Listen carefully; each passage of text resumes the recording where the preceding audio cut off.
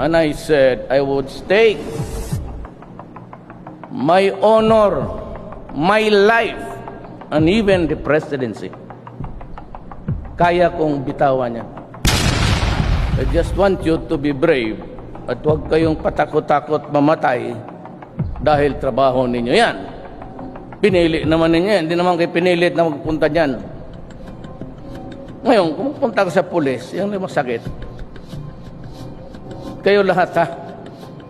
It's not the appropriate time for me to be lecturing. Pero kayo, do not within the 6 years that I will be. Wag yung kayong magkadisgrasyahan tayo niya. Sinasabi ko yung madidisgrasya kayo. At madidisgrasya kayo. Hindi ako urong dito. And I said, I would stake my honor, my life, and even the presidency. Kaya kong bitawan niya. I do not have any illusions about being there all the time or hanging onto the pressure. Nandito na rin ako, gawin ko ang gawin ko. Kasi maraming presidente dumaan sa bayan natin na ano nangyari? Kasi hindi ninyo pinapakinggan eh. Ayan ang mahirap.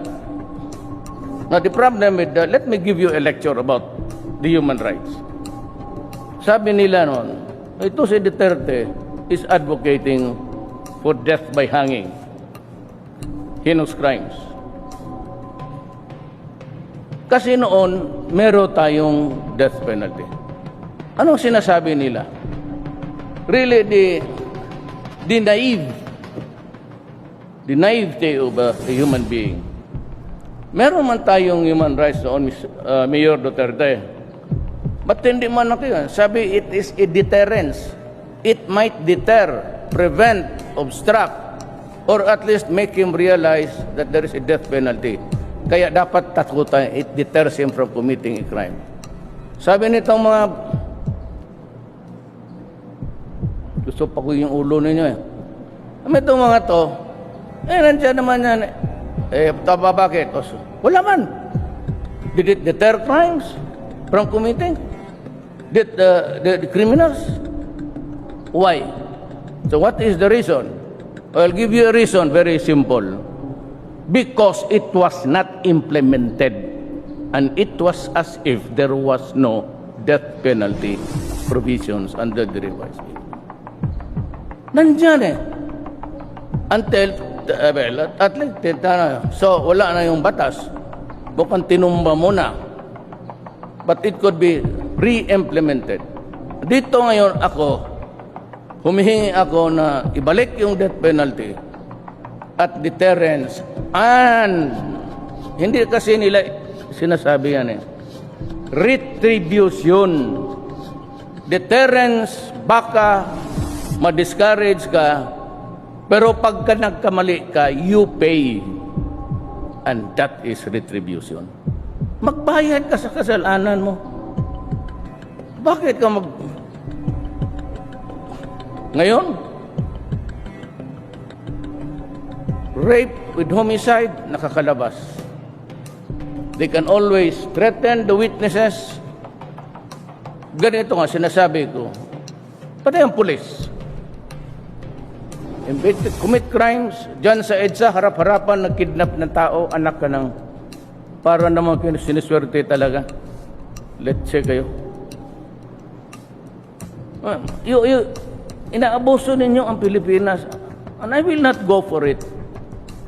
Yan sila, even the heinous crime. Pag if they commit it, nawawala lang yan sila. Then sasabihin nila na nag-iwol na. But he's just there. He's not being arrested because he's a police officer. Or because kaparo nila. O gano'n. So napile yung kaso. Pagtawag ng testigo. O wala.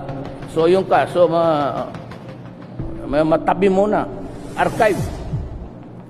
In the meantime, itong mga gago, papasabat, nagkakiramdam lang yan siya. If the witness is already dead, if the witness is transferred to other places, if the witness cannot be located because he has paid the server.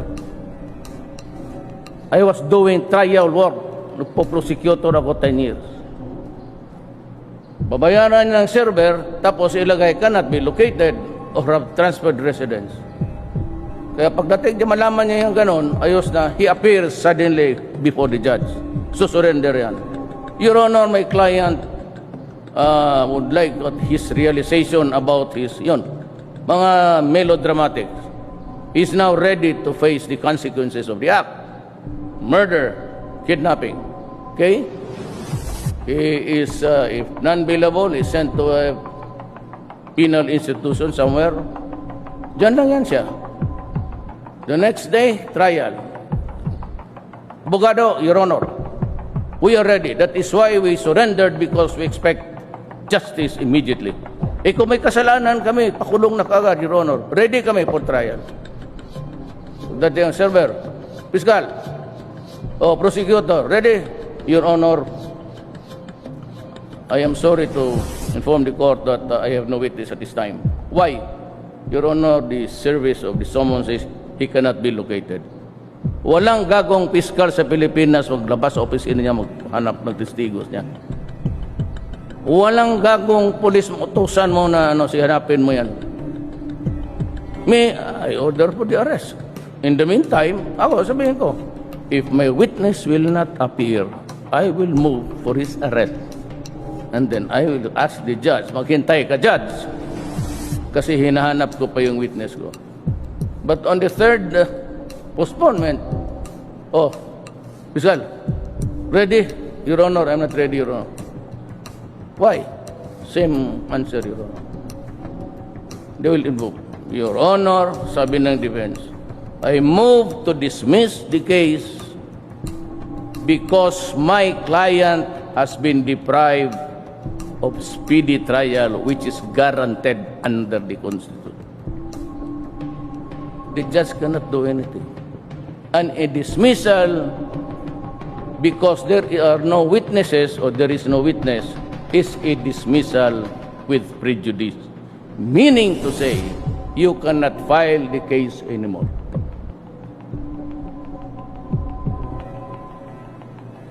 Anong gawin ko? Non-fiscal ako. I just can really bite my tongue. Ngayon, isipin mo ako ngayon, kung ganunin mo ang korte, ganunin mo ako, ganunin mo ang bayan, ano mangyari sa'yo? Mamili kayo. Mamili kayo.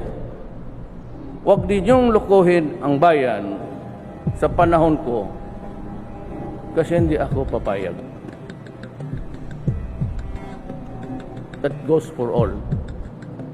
Criminality, hanggang ngayon hindi pa makuha. So, dito yung ating Director General, yung kidnapping, yung mga karnapping.